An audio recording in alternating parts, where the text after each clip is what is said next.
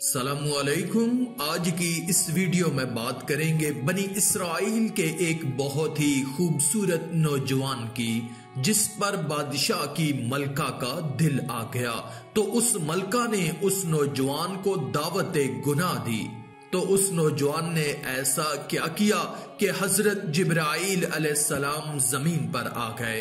یہ بہت ہی دلچسپ واقعہ ہے اور یقیناً آپ کی دلچسپی کا باعث ہوگا۔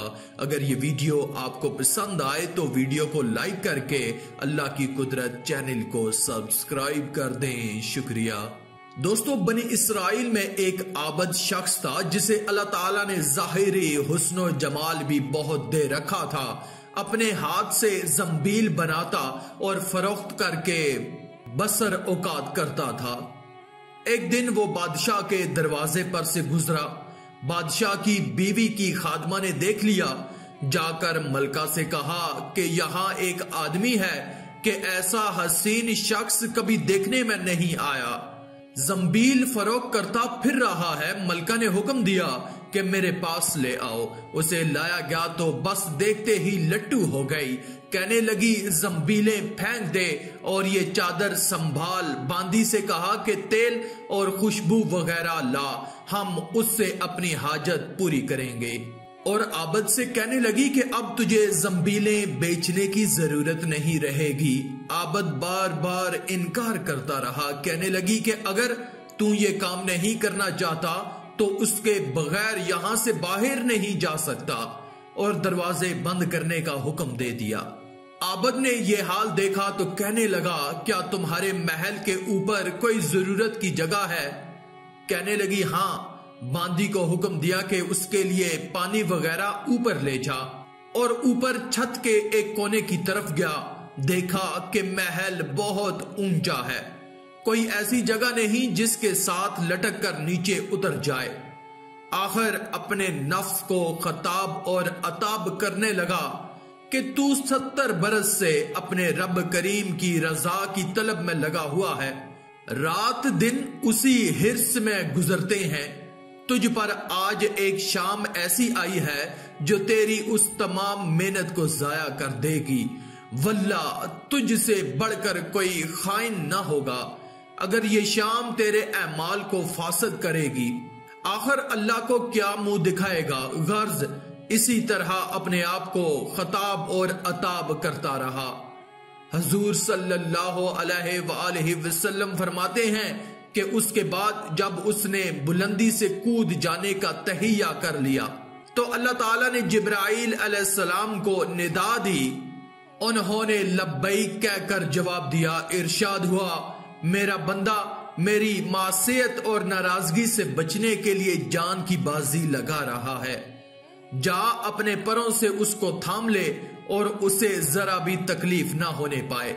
چنانچہ جبرائیل علیہ السلام نے اپنا پر پھیلایا، اسے پکڑ کر یوں زمین پر رکھ دیا جیسے ایک مہربان باپ اپنے بیٹے کو رکھتا ہے۔ فرمایا کہ عابد یہاں سے سیدھا گھر گیا۔ زنبیلیں وغیرہ وہیں رہ گئیں۔ سورج غروب ہو رہا تھا۔ بیوی کہنے لگی زنبیلوں کی قیمت کہاں ہے؟ کہنے لگا آج تو ان کا کچھ نہیں ملا۔ کہنے لگی تو آج رات افطار کس چیز سے کریں گے؟ کہنے لگا آج کی رات یوں ہی ذرا صبر سے کاٹ لیں گے۔ پھر کہنے لگا اٹھ کر تندور میں آگ جلا دو، ہم سائے ہمارے تندور میں آگ نہیں دیکھیں گے تو نامعلوم کیا کچھ خیالات دوڑیں گے۔ خواہ مخواہ انہیں پریشان کرنا اچھا نہیں۔ بیوی نے اٹھ کر تندور میں آگ جلا دی، خود واپس آ کر بیٹھ گئی۔ ایک پڑوسن آگ لینے کو آئی، پوچھا آگ ہے؟ جواب ملا آگے بڑھ کر تندور سے لے لو۔ یہ عورت آگ لے کر واپس ہوئی تو گھر والی سے کہنے لگی تو یہاں بیٹھی باتیں کر رہی ہے، ادھر تیری روٹیاں پک چکی ہیں بلکہ جلنے کو ہیں۔ عورت نے اٹھ کر دیکھا تو تندور بہترین روٹیوں سے بھرا ہوا تھا۔ عورت نے انہیں برتن میں رکھا اور خاوند کے پاس لے آئی اور کہنے لگی کہ تیرے ساتھ اللہ تعالیٰ کا یہ معاملہ تیرے بلند درجات کی وجہ سے ہی ہو سکتا ہے، لہٰذا تو اللہ تعالیٰ سے دعا مانگ کہ ہماری باقی عمر خوشحالی اور فراخی میں گزرے۔ عابد کہنے لگا اسی حال پر صبر اچھا ہے، مگر عورت کا اصرار بڑھتا گیا، حتیٰ کہ عابد نے دعا کرنے کا وعدہ کر لیا۔ آدھی رات کو اٹھ کر نماز پڑھی اور اللہ تعالیٰ سے دعا مانگنے لگا کہ اللہ میری بیوی کا اصرار اور تقاضا یہ ہے کہ اس کو باقی عمر میں خوشحالی اور فراخی عطا فرما۔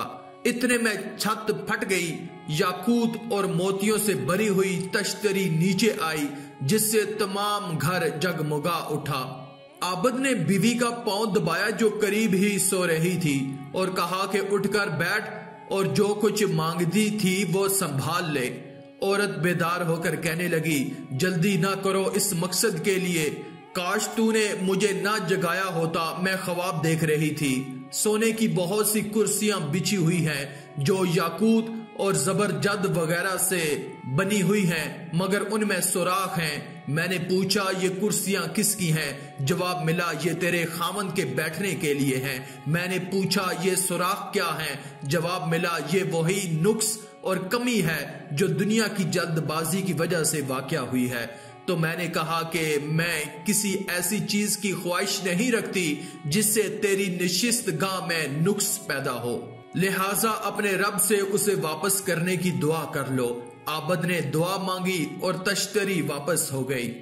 بے شک جو اللہ کے خوف سے اپنے آپ کو نفسانی خواہشات سے بچاتا ہے تو اللہ تعالیٰ یقیناً اس کی مدد فرماتے ہیں۔ چنانچہ ارشاد باری تعالیٰ ہے، جو لوگ ہمارے رستے میں یہ مجاہدہ اور محنت کرتے ہیں کہ ماحول کا، معاشرے کا، نفس کا، شیطان کا اور خواہشات کا تقاضا چھوڑ کر وہ ہمارے حکم پر چلنا چاہتے ہیں تو ہم کیا کرتے ہیں؟ حضرت تھانوی رحمت اللہ اس کا ترجمہ فرماتے ہیں کہ ہم ان کے ہاتھ پکڑ کر چلیں گے، یہ نہیں کہ دور سے دکھا دیا کہ یہ رستہ ہے، بلکہ فرمایا کہ ہم اس کا ہاتھ پکڑ کر لے جائیں گے۔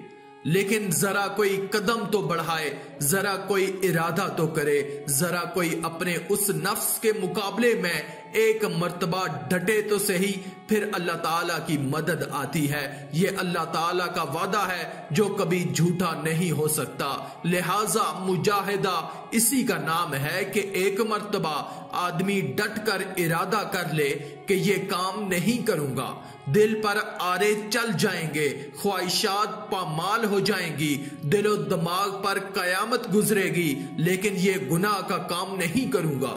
جس دن نفس کے سامنے ڈٹ گیا، اللہ تعالیٰ فرماتے ہیں کہ اس دن سے ہمارا محبوب ہو گیا، اب ہم خود اس کا ہاتھ پکڑ کر اپنے رستے پر لے جائیں گے۔ آخر میں اللہ رب العزت سے دعا ہے کہ اللہ ہمیں نیک اعمال کرنے اور برائی سے بچنے اور بچانے کی توفیق عطا فرمائے، آمین یا رب العالمین۔ آج کی اس ویڈیو میں تھا بس اتنا ہی۔ مزید اسلامی ویڈیوز حاصل کرنے کے لیے اللہ کی قدرت چینل کو سبسکرائب کر دیں اور ساتھ میں موجود بیل کے آئیکن کو دبا کر آل پر کلک کر دیں۔ شکریہ۔